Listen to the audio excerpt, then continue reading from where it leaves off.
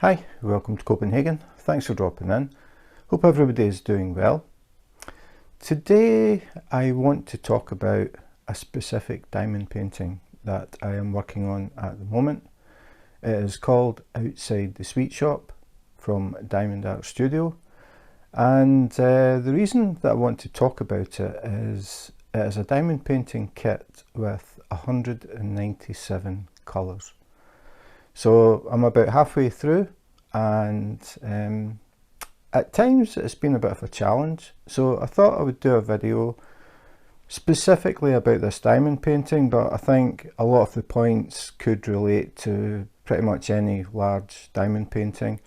If you've never done a big diamond painting before, you might pick up some things that could be helpful when you eventually do.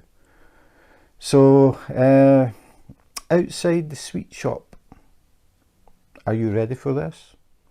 When Diamond Art Studio announced that they were releasing Outside the Sweet Shop and it had 197 colours, it got a lot of attention, as you can imagine. And when it finally did get released, it sold out in 37 minutes. So a few lucky people, including myself, managed to get a copy. The rest had to wait for it to be restocked. So Diamond Art Studio are very conscious about people missing diamond paintings, and they always strive to make sure that everything they have is in stock. So people don't have to rush to get them. But in this case, the demand far exceeded the supply. So they made another massive order for Outside the Sweet Shop and a few others to make sure that everybody that wanted it would get it. So just, I think it was 2 days ago, maybe even yesterday, the second batch had been checked and has now been sent out. So all the people who missed it the first time will now be waiting to receive it, if they haven't already received it. So as I said, I've been working on this, and I thought it would be an idea to talk about it, the things that I found when I was working on it, and hopefully it will be helpful to people who are waiting on this particular diamond painting. But as I said, I think a lot of the things will relate to other diamond paintings, especially when people are going to do their first large diamond painting. Because when you've got a large diamond painting, the problem you have is the table space.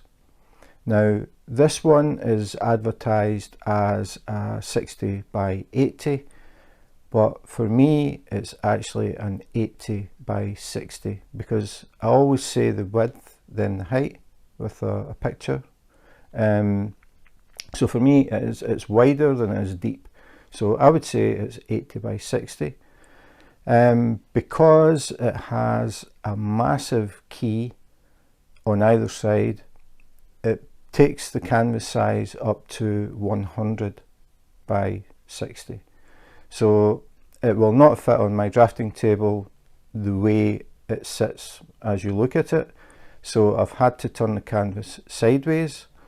So I want to talk about that, but first I'll let you have a look at the key, just to let you see how many symbols there are in this diamond painting. So this is the key, or the legend, for Outside the Sweet Shop. As you can see, it is pretty big. What we're looking at just now is 3 columns of DMC codes and symbols. So as you can imagine, it's really difficult to come up with a diamond painting canvas that has unique symbols. 197 symbols is a lot. So you will find that some of the symbols are similar, and that's where you have to be careful when you're working on it, especially if you start to move the canvas. because if you have arrow keys in particular, if you've got an arrow key that's pointing up the way and you turn the canvas on its side, suddenly the up arrow is now pointing right or it's pointing left, depending which way you move the canvas. So you have to be aware of that. But as you can see, this is a big key. Cutting this off the canvas actually took 10 centimeters off one side. I took off both, so I basically reduced the size by 20 centimeters. When you've got large canvases, you're always trying to figure out how to work it. The bigger it is, the more difficult it is to reach the middle. That's usually the problem.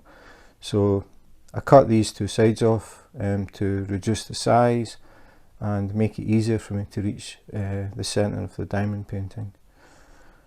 So that is it. Quite a key, I think you'll agree. And I would like to talk about the problems I had. Well, I had one mistake, so I'll talk about that.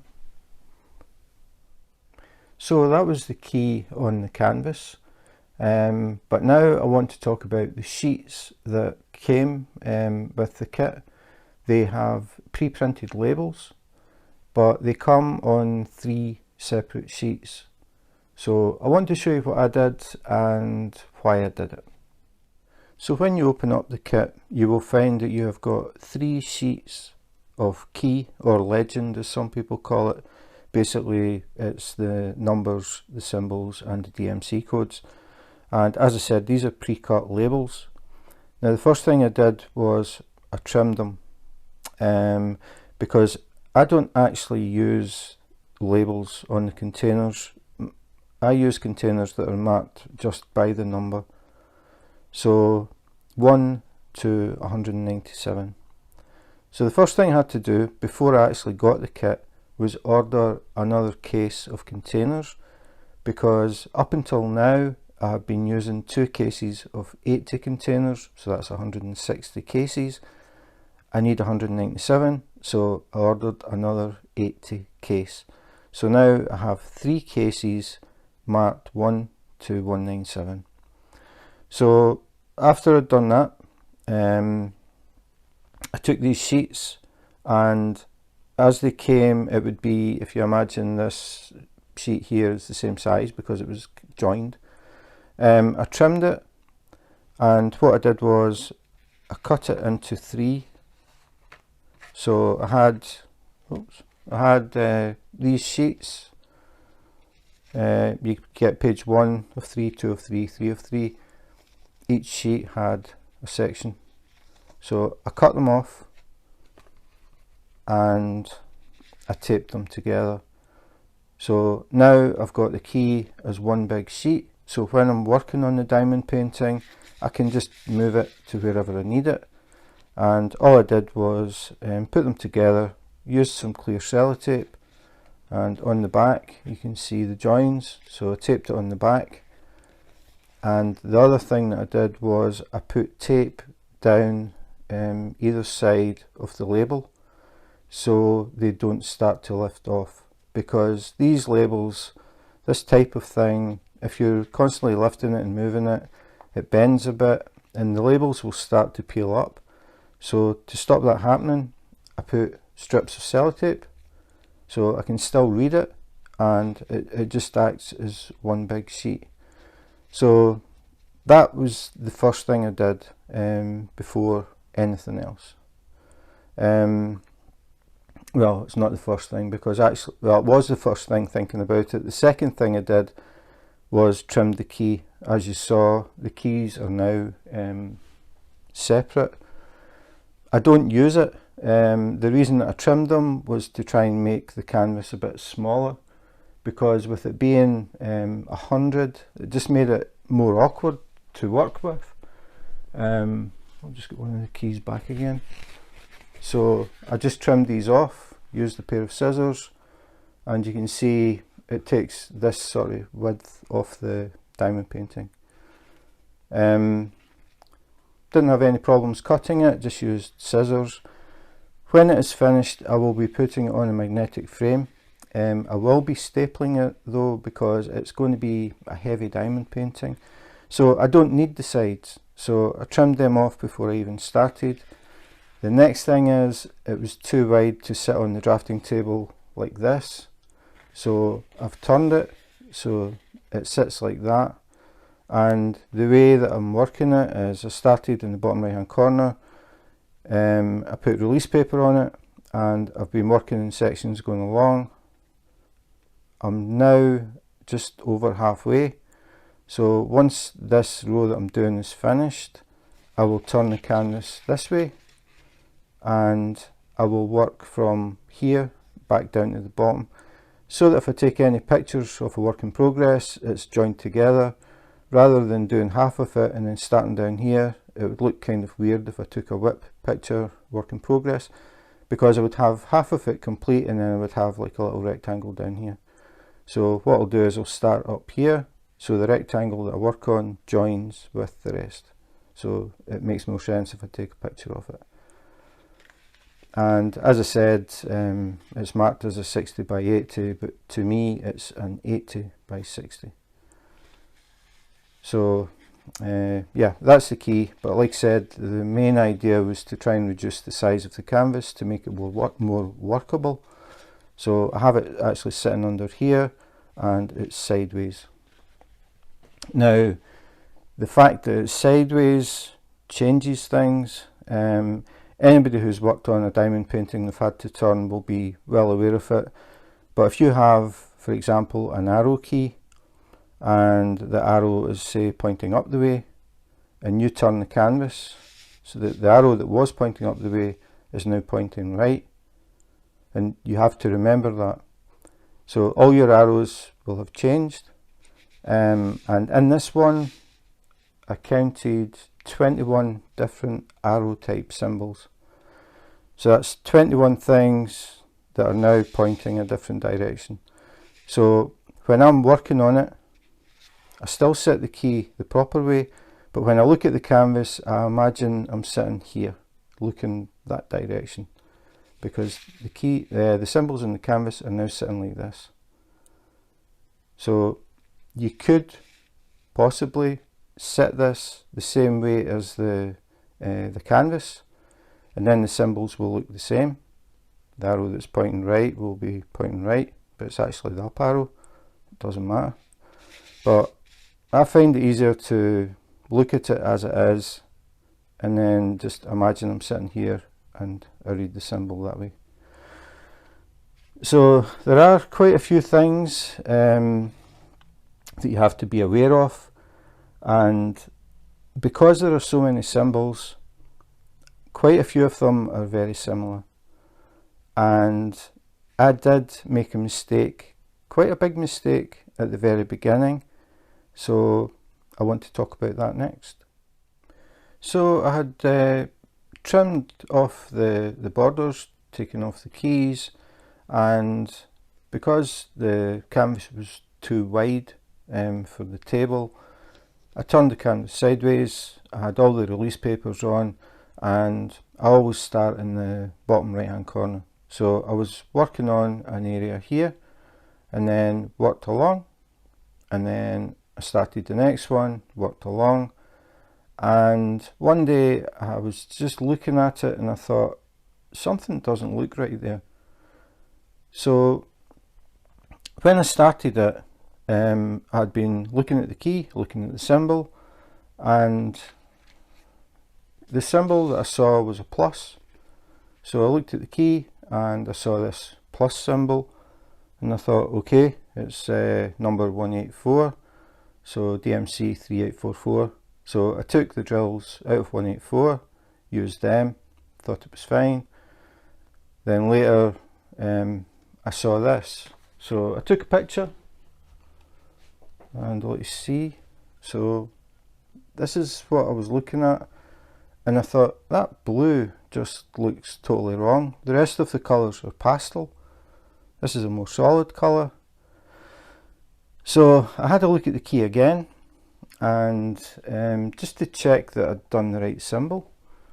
So looked at the key and it was a plus, and I thought, it's right.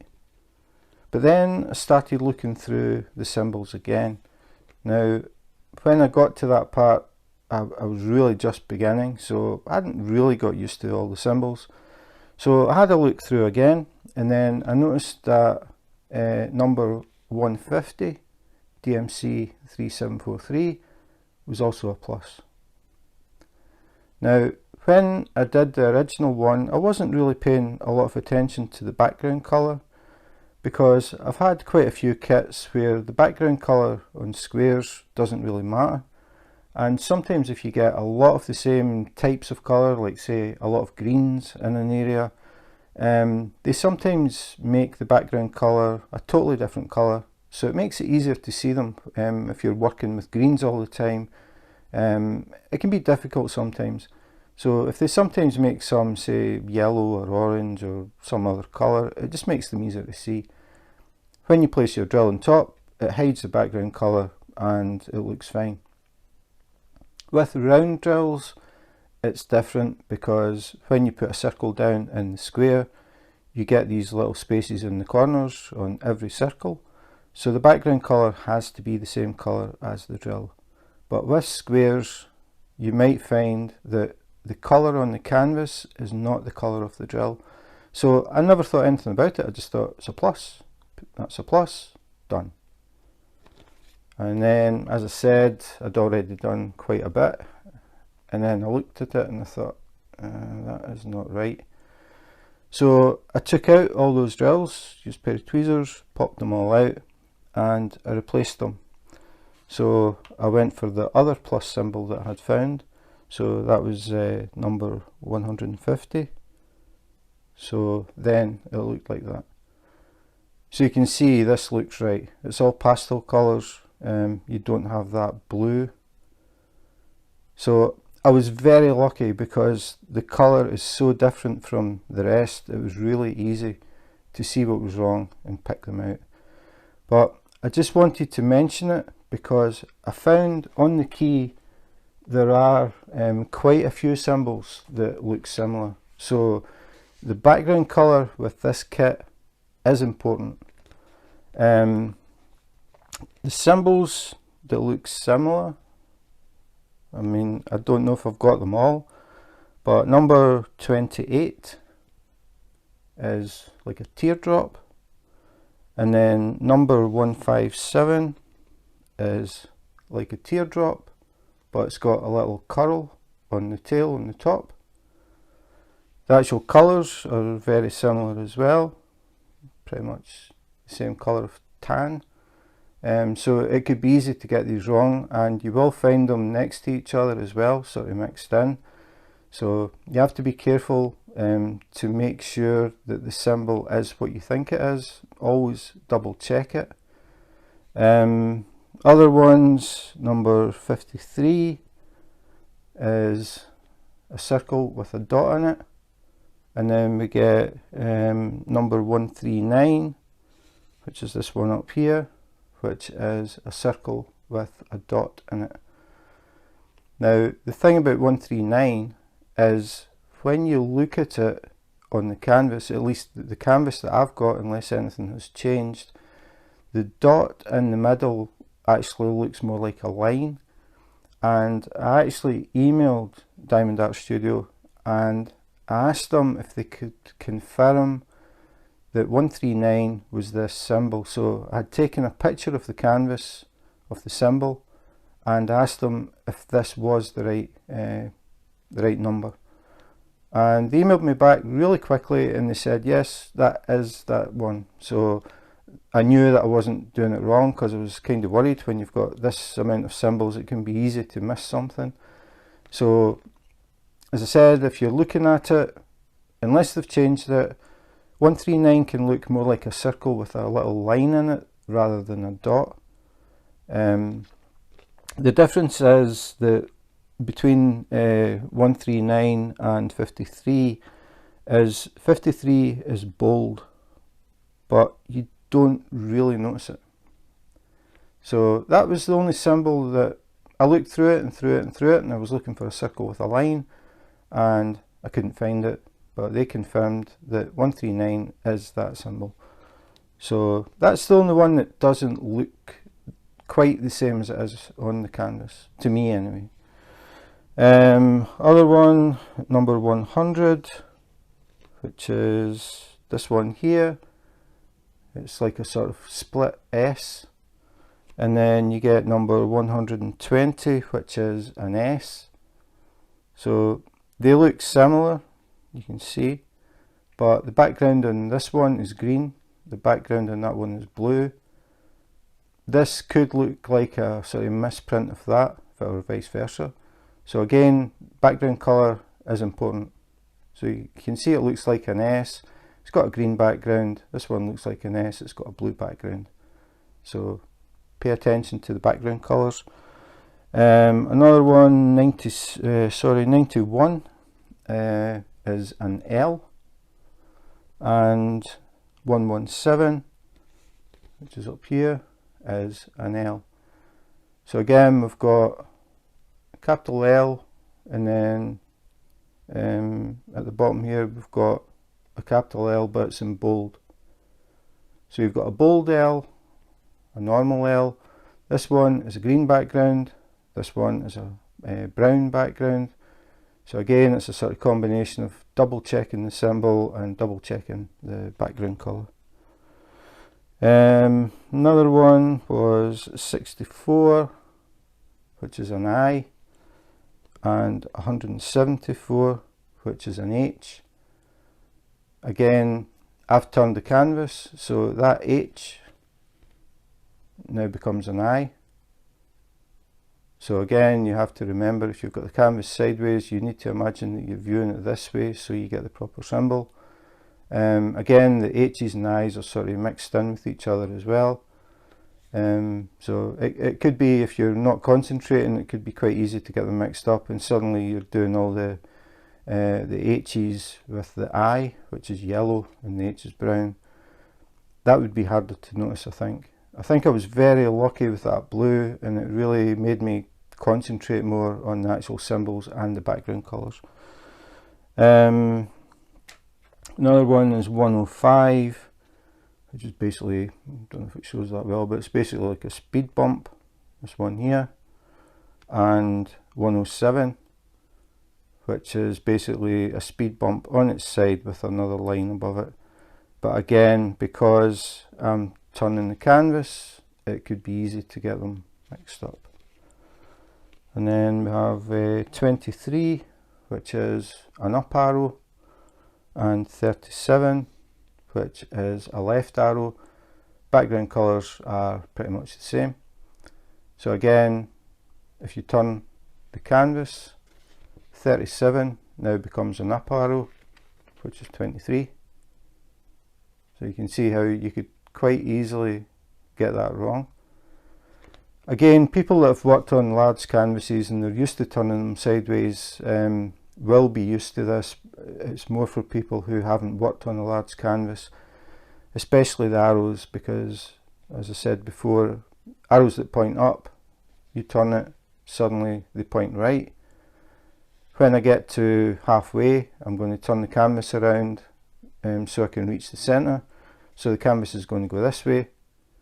So what was an up arrow now becomes a left arrow, and it all sort of changes again. So it's just getting your brain sort of tuned into that. I think that's pretty much it, but it's just to show that you need to really pay attention, not just to the symbol, but to the background colour as well. So again, as I said, 197 colours. It's very, very difficult to come up with symbols that are absolutely unique. So you're going to have this. The main thing I would say is take your time and double check when you change colours. Just do an extra check to make sure that you're doing the right colour, and everything should be fine. So the other thing that I wanted to mention was the change in colour. Excuse me. When you're using a light pad, if you're using a light pad, I think most people will be, the colours can change a bit when you've got the light underneath. One in particular was, I didn't write it down, I'll find it though, number 83. Number 83 has a sort of maroon background and a pale blue arrow. When I switch light pad on, that pale blue arrow turns white. It looks white. So when I first was looking for this, I was looking for a white arrow and I couldn't find one. And I checked it again and again and again and I couldn't find a white arrow. Then I switched the light pad off and suddenly it was blue. You'll get things like this little up arrow is pink, but when you put the light pad on, the background is white. So just another thing to think about.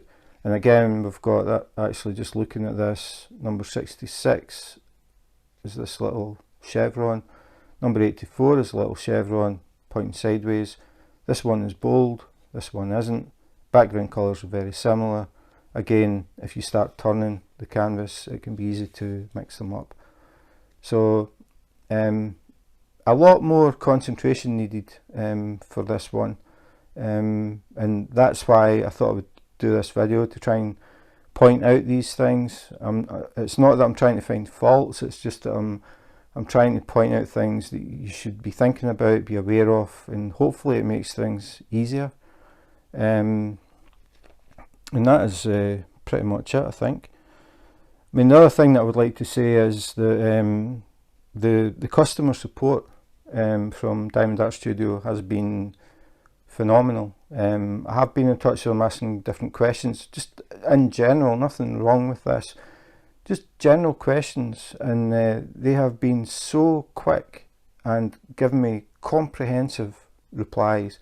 So I will be doing a future video about the customer service. I do have a particular story to tell, which I think people will find just I was going to say amusing, but it wasn't that amusing for me. It was very frustrating, but I'm going to save that, and I'm just going to do one and tell the story about the problem that I had and how Diamond Art Studio solved it. And it's unbelievable at times, so that will be a future video. So that is pretty much it. The only thing that I wanted to do now is just give you a quick glimpse of part of what I've done. So as I've said before, when I do these videos, there is always a diamond painting underneath this cover, and at the moment and for the foreseeable future, it is outside the sweet shop. So I'll take the cover back. Now this is what I do, I cover everything and I only open up the area that I'm working on. So I'm going to take all these off. I use masking tape to hold them in place at the bottom so the mats don't slide, because I do work on a slanted drafting table. So I tape them, that way when I'm working on it or when I'm doing videos, the mats don't start to slide about. So I'm just taking the masking tape off the bottom, and then I'll start to lift the mats and let you see what I'm working on. I'll give you an idea. So as I said, we're looking at it sideways.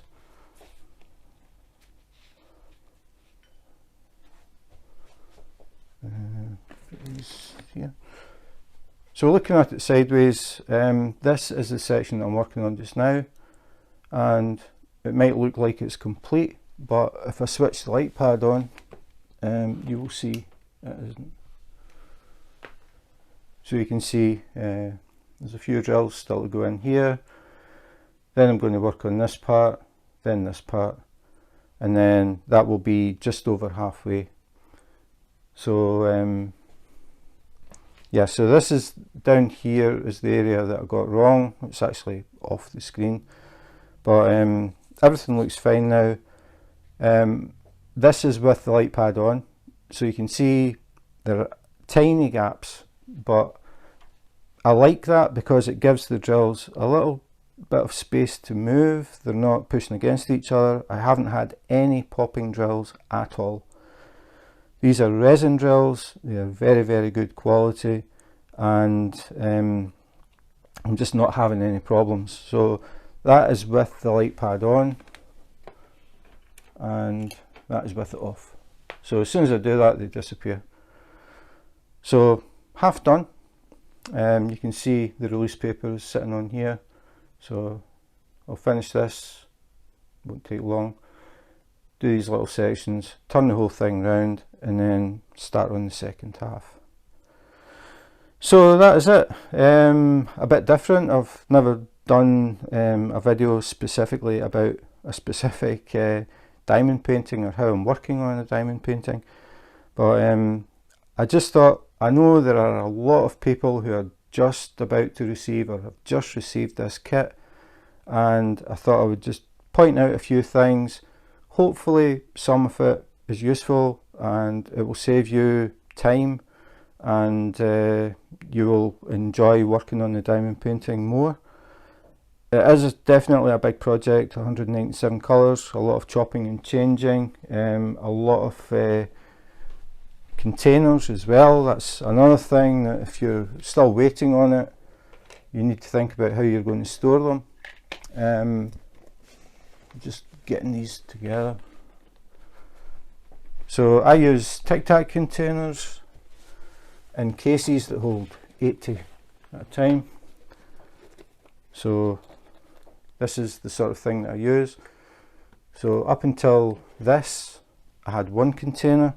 Sorry, I had two containers, because the most that I had done up until now was 90. So I had two containers, and then when I ordered this, I thought, okay, I don't have enough. So I ordered another one. I received it before I got the kit, so I marked the labels up on that one as well. So now I've got containers marked up to 197, so I've still got some spares in case I go crazy and get a kit over 200. But that isn't all that I'm using. So I'm using them, and then for the drills that we have a lot, I use these Craftmates lockables. So I can get a lot of drills in these containers. So number 15 is good old 310 black, so a lot of black in this. But so it's a combination, 3 cases plus this. So you need to think about that as well. What are you going to put the drills in? The other problem is space. I like to work with all the cases on the table. So I haven't been doing lives. People have been commenting about it, because basically I've got 3 cases, these, my trays, and all the other paraphernalia, the key, everything sitting on this desk. When I do a live, I normally have the laptop sitting here. I don't have space. So unless I can figure out some way to get around that, there may not be any lives for a bit of time until I finish this one. But that's it. So I hope you enjoyed the video, and for people who don't have outside the sweet shop and are not thinking about getting it, hopefully some of the things that I've said will be helpful to you if and when you decide to work on a diamond painting that is larger than the table that you're working on. So most people, in fact I think pretty much everybody does it when they get the large ones. They work it sideways, they might work it upside down. It's anything so you can reach where you need to put the drill. So suddenly the symbols are upside down, or they're to the left or to the right, and you have to mentally remember that, especially when you have arrows, because as soon as you turn that arrow is pointing a totally different direction, and it can be easy. If you lose concentration, you start putting the wrong colour in. I was very lucky with what happened to me with the plus symbols. I didn't expect 2 plus symbols. I was just very lucky because the colour was just so wrong. I could see there was something wrong. If that had been a dark blue beside black, I probably wouldn't have noticed it. So that's it. Nothing much else to say. So thanks for watching. If you enjoyed the video and you would like to see more unboxings, unbaggings, comparisons, maybe a live of me working on this if I can figure out how to set the laptop up, please subscribe and hit the notification button. You may catch me live. If you don't, you will get a notification when new videos go up. I still have quite a lot of stuff to unbox, unbag, compare. So it's diamond paintings, accessories, and just different diamond painting related things, ideas that I come up with about doing videos about. So I have a lot still to do. So again, if you subscribe, hit the notification button, you will catch them when they go up. So that's it for today. Thanks for watching, and in the meantime, take care, be safe, and wash your hands.